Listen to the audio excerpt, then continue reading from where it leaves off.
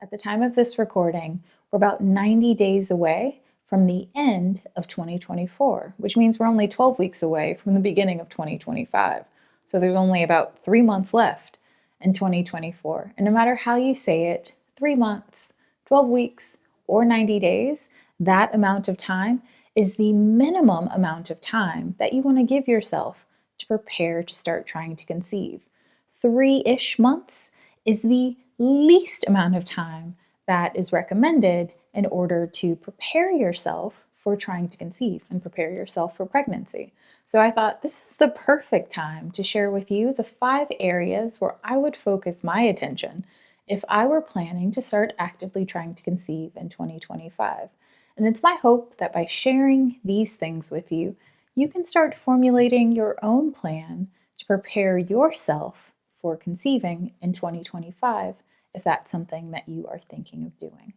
Hi there, Kendra Tolbert here. I'm a registered dietitian and yoga teacher, and I specialize in women's health and fertility. And as I said in the intro, this video is all about the 5 areas where I would focus my attention if I were planning to start trying to conceive in 2025. But before we dive into those 5 things, I would like to draw your attention to this very important fact. These are the 5 things I would focus on if my foundation was already in a good place. And by having my foundation in a good place, I mean that I would have already been tracking my cycle for at least 3 months. I would have a clear idea of what the different phases of my cycle look like, what my temperatures look like, what sort of signs my body gives me that I'm in my fertile window. And if there were any issues with any of those things, I would have already had a conversation with my provider about them so that we can address those things. I mean that I would have already had my 6-month dental checkup, and if there were any oral care concerns, those would already be addressed. I also mean that I would have already had a conversation with my partner, with my husband, and he would be on board with this. I wouldn't be trying to surprise him with a pregnancy. You get what I mean? I would have already made sure that we're on the same page about trying to conceive in 2025. And lastly, I would have also made sure that I am up to date with all of my medical exams. So I'm thinking pap smear, pelvic exam, whichever one's appropriate based on the recommendations that my provider has given to me based on my medical history, my family history, my age, and my unique risk factors. I also mean that I would have had a physical to address any potential health concerns, again, based on my family history and my medical history and age and risk factors. I mean that I would have made sure that my vaccines are up to date. Those are all the things that I would have already addressed before focusing my attention on these 5 things. If those things were not in a good place, then that's where I would focus my attention. And then I would spend 90 days, 3 months, 12 weeks, however you want to say it, focused on these 5 things. The very first area where I would focus my attention would be supplementation. This feels like an easy and simple place to start, so that's where I would start. I would also keep supplementation very simple. There are only 2 supplements that I would take, and that would be a prenatal vitamin and CoQ10.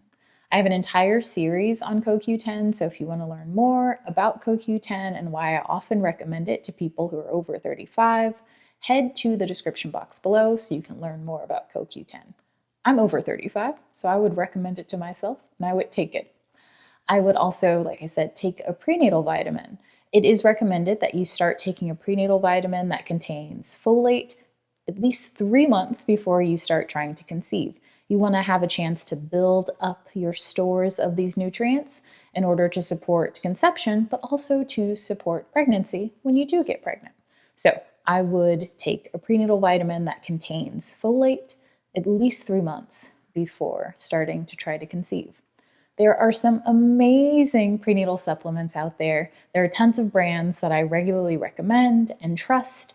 I like the ones by Natalist, by Theralogix, and by FullWell.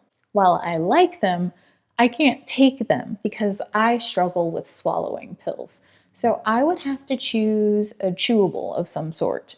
So I would either probably take like the gummy by Smarty Pants, or I would take Tend, which is a bar that actually tastes really amazing and is very well formulated. I have interviewed the co-founders here on the channel. I'll link to that conversation as well in case you want to learn more about how they put together their bars. But I would take their bars, and then maybe Smarty Pants would be like a second. Yeah, their bars are definitely up there for me. I like how they taste. I like the formula. I find that they're convenient and easy to carry with you. I like that they contain calories and energy so that they can actually be a part of a quick snack if you're just trying to put together a quick snack for yourself. So, hi there, Editing Kendra here with a quick note for you. I just said calories and energy, and what I should have said was calories, aka energy, because that's what calories are. They're a unit of energy. They are the energy that our food gives us to fuel our fertility, to fuel all of the other things that we'd like to do with our day. Okay, back to the video. So I really like Tend bars. I'm fortunate because occasionally they'll send me a free box here or there, but I've also spent my own money purchasing them in the past.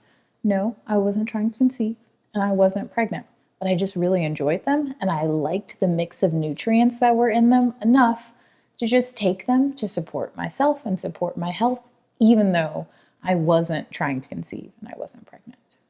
So I would absolutely take them if I am trying to get pregnant. Area number 2, intuition and inner wisdom.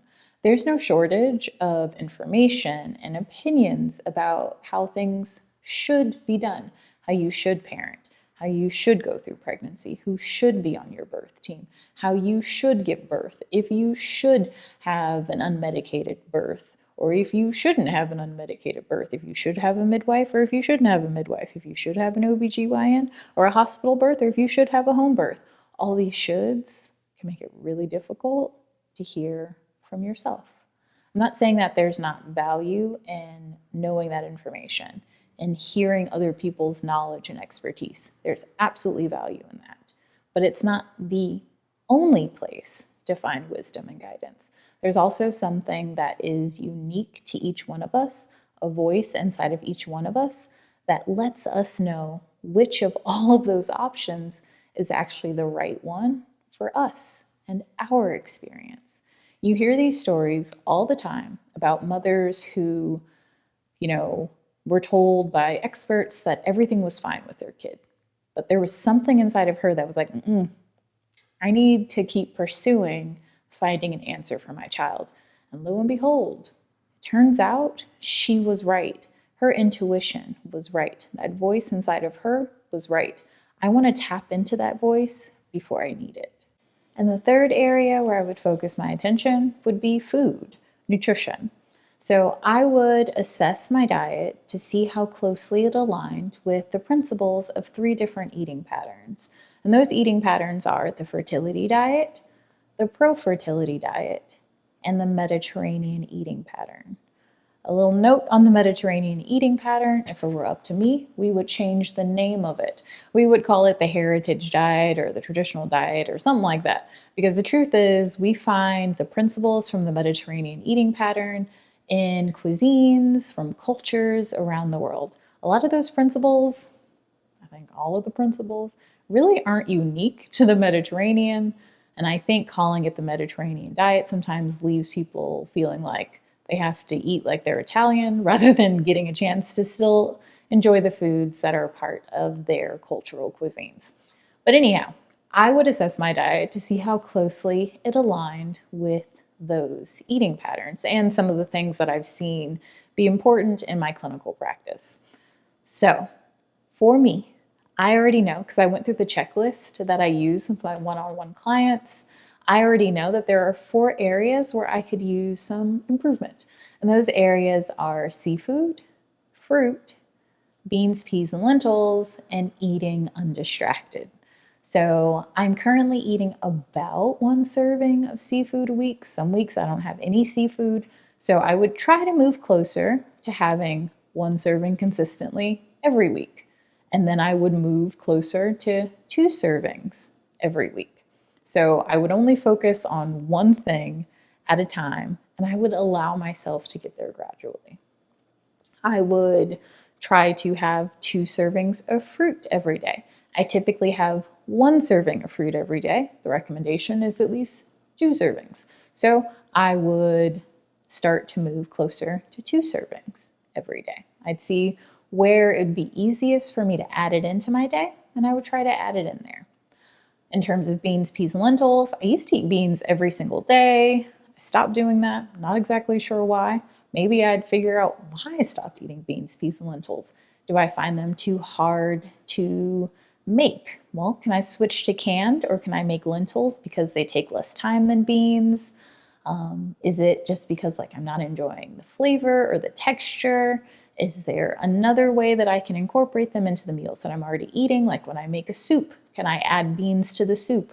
When I'm making pasta, can I add beans to the pasta? Instead of thinking that I have to have a side of beans, can I mix beans into things that I'm already enjoying and making? Those are the sorts of things I would be asking myself. And in terms of eating while being undistracted, I don't know how I would do that because I really like watching YouTube while I eat. I like to play games in the morning while I eat. Yeah, I'm a big fan of playing Wordle while I enjoy my breakfast, so we'll have to play with that one. That one may just have to be a thing that I always struggle with, or don't struggle with, just accept it's the area where I'm not going to try to do better, and that's okay too. So that's what I would do. And as I said, and I really want to stress this, I wouldn't try to do it all at once. I wouldn't demand perfection of myself. And I would be gentle with myself. I would allow myself to gradually improve each of these areas. Some areas I may just decide I'm just not going to do better there. And that's going to have to be okay. So that's what I would do. Number 4, mindfulness-based practices. For me, that means practicing yoga, journaling, meditating, and spending unhurried time in nature.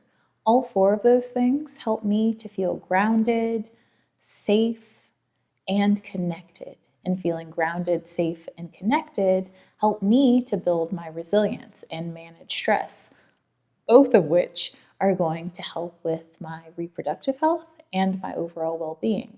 But additionally, these are ways that I show myself compassion and kindness and build my resilience.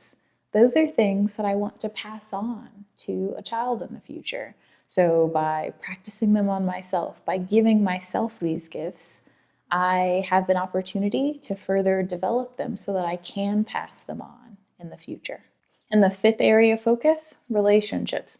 My relationship with myself, my relationship with others, and my relationship with God.